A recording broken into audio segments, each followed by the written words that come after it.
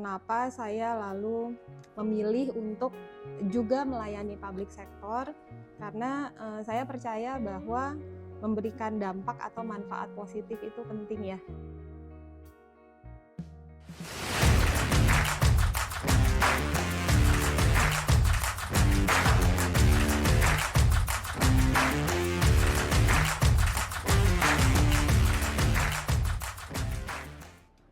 Halo calon pemimpin masa depan, selamat datang di podcast SAI Indonesia. Dalam episode kali ini, saya bersama Ibu Desiree Tilaar, seorang founder dari ASA CX Consulting. Apa kabar? Halo, apa kabar? Baik, gimana kabarnya? Baik, senang sekali bisa berada di sini hari ini. Terima kasih sudah mengundang saya. Sama-sama. Nah, kalau boleh cerita sedikit mengenai ASA CX Consulting itu apa tuh? Oke. Jadi ASA CX Consulting itu adalah sebuah consulting company yang berdiri sejak tahun 2021, jadi tengah-tengah COVID banget ya. Bagaimana improving customer experience untuk klien-klien kami, baik dari online maupun offline channelnya. Gitu ya. Jadi kami melakukan itu dengan cara mengintegrasikan service design dan communication. Nah, kalau misalnya CX itu kan customer experience ya. Jadi mulainya itu dari proses awal, dari istilahnya kita mempunyai produk nih.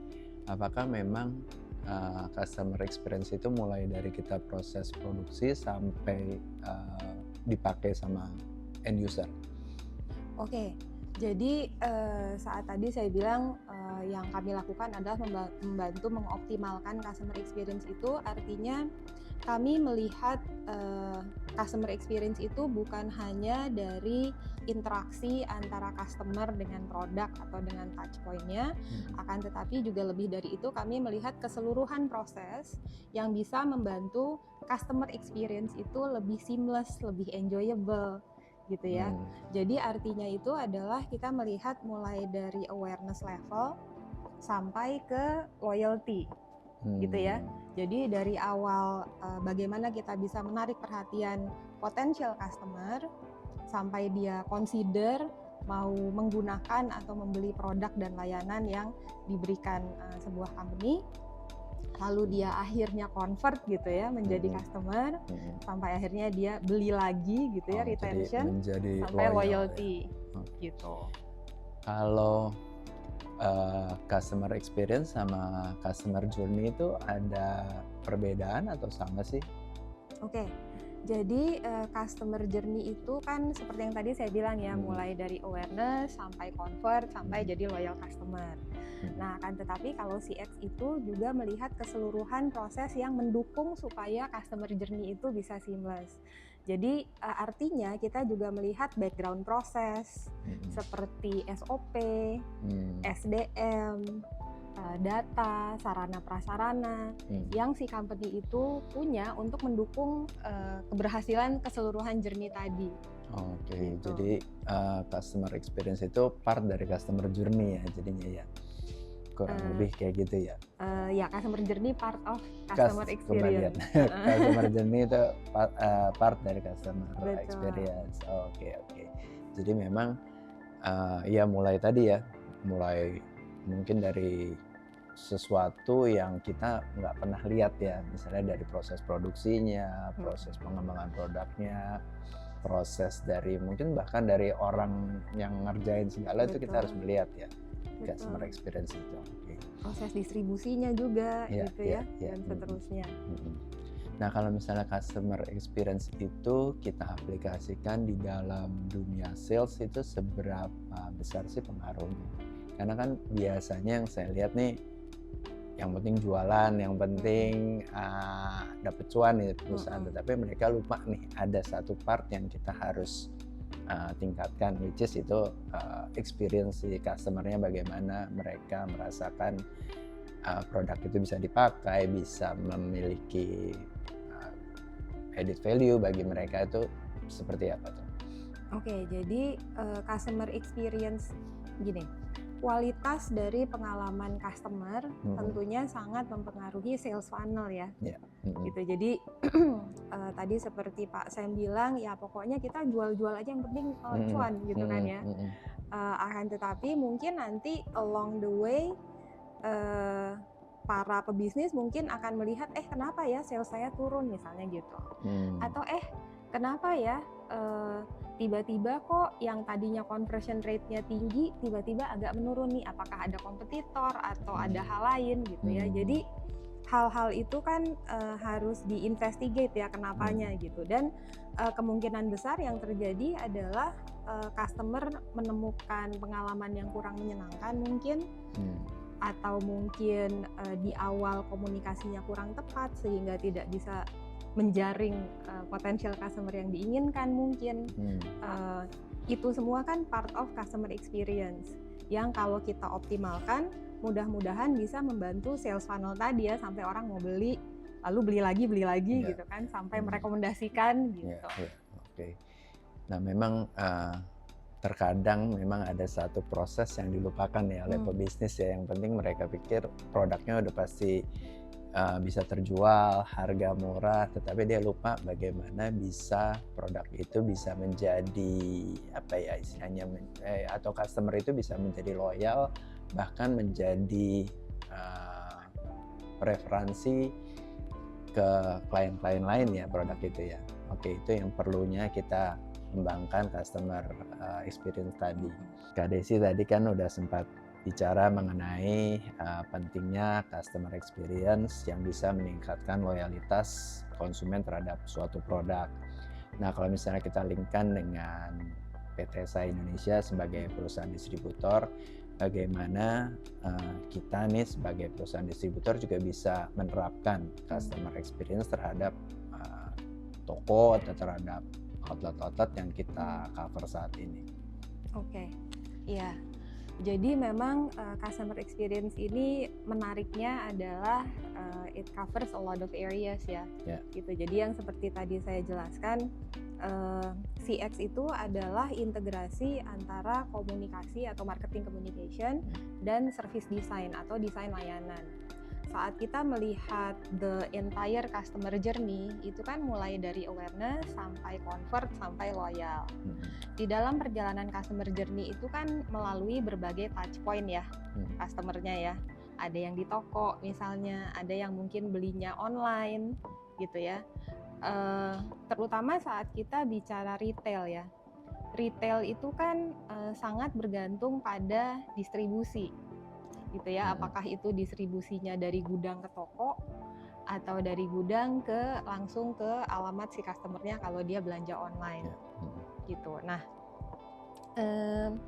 saat kita melihat keseluruhan si customer journey itu kan kita juga mempertimbangkan faktor-faktor internal seperti yang tadi saya jelaskan ya gitu. Jadi ada internal proses, ada SOP, ada SDM-nya gitu, ada sarana prasarananya gitu.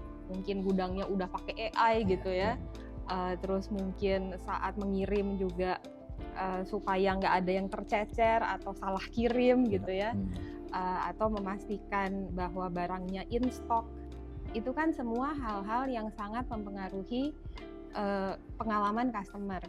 Apakah dia akan mendapatkan barangnya on time, apakah barangnya tepat waktu dia terima, ongkos kirimnya gimana gitu ya, mahal apa enggak, karena tren di dalam marketplace itu adalah customer cuma nyimpen barang di cart tapi nggak check out gitu ya. Itu biasanya nunggu sampai ada gratis ongkir. Itu gitu. penting tuh ya. Itu penting banget. Akhirnya jadi lost sales kan. Atau misalnya customer ke toko, tapi kok barangnya nggak ada gitu. Dan seterusnya gitu. Jadi itu semua sangat berpengaruh dengan si customer experience yang didapatkan si customer gitu. Kalau dia kecewa di situ ya akhirnya dia pindah deh gitu ya, nggak mau lagi beli di situ. Jadi peran distributor ya tentunya menurut saya sangat penting ya. Ya jadi kita memang harus ngerti sih ya, karena customer nggak hanya pas saat memakai barangnya, tetapi dia perlu juga misalnya kecepatan pengiriman dan mungkin ya tadi bisa aja salah kirim. Itu kan membuat pengalaman konsumen terhadap mungkin jasa dari distributor itu jadi berkurang ya. Ini kurang begini karena saya mintanya dikirimnya 2 hari ternyata nyampenya seminggu. Saya ordernya produk A dikirimnya produk C seperti itu ya. Nah itu yang harus kita bisa apa istilahnya kita bisa melakukan proses itu dengan tepat yang melalui customer experience tadi ya. Betul. Oke, ya. Jadi memang baik internal maupun eksternal berbagai divisi dalam perusahaan tuh memang sebenarnya idealnya visinya tuh harus sama ya. Iya. Yaitu gimana caranya kita bisa sama-sama menciptakan customer experience yang seamless dan enjoyable. Ya. Oke.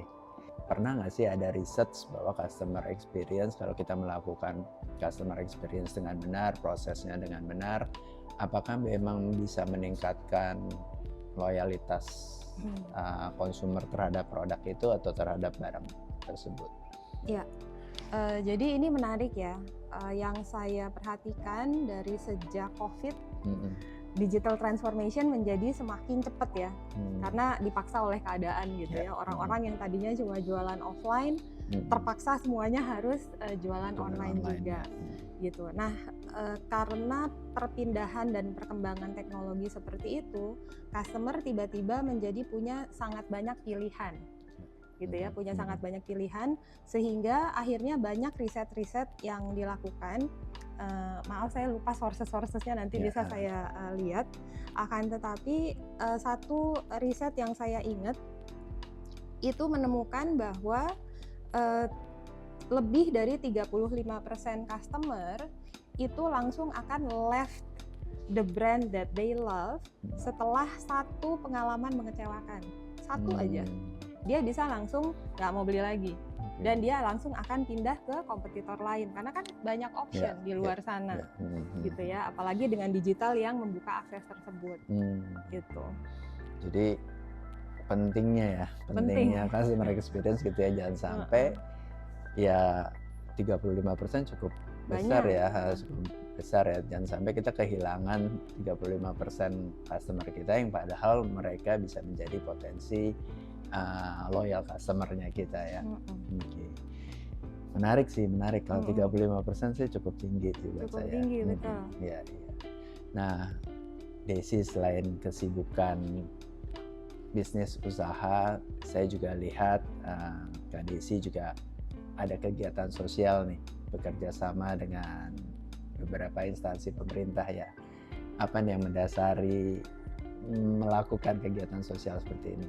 Jadi memang pekerjaan saya untuk public sector itu memang akhirnya memberikan saya kesempatan untuk traveling ke banyak remote areas di Indonesia ya, gitu. Karena biasanya program-program untuk yang berdampak sosial ini memang jangkauannya ke masyarakat yang masih memiliki minimum akses gitu ya, mungkin ke pendidikan, kesehatan,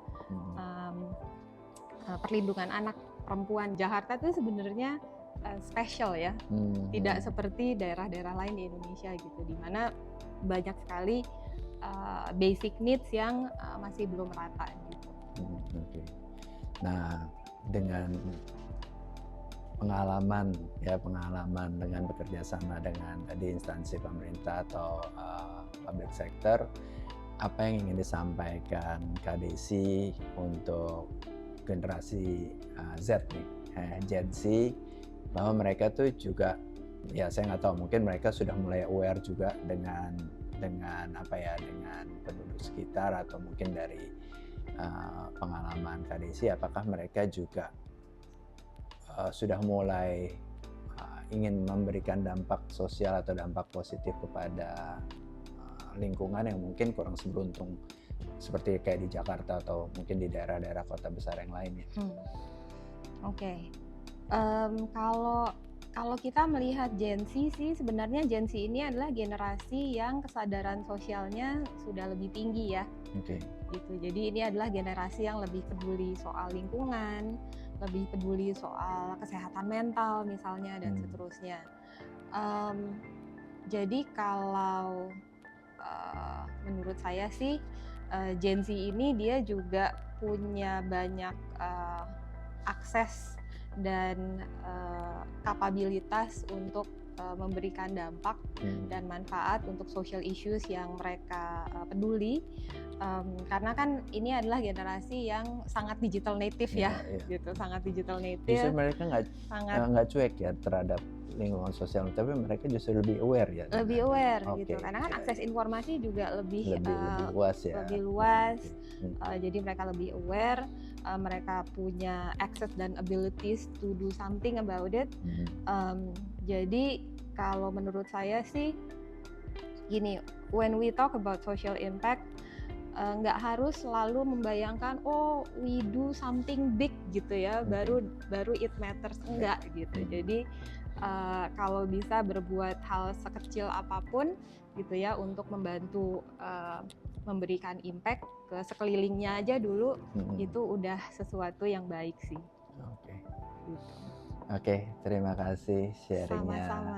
Ya, semoga sharingnya Kak Desi bisa juga memberikan wawasan dan inspirasi bagi anak-anak calon pemimpin masa depan.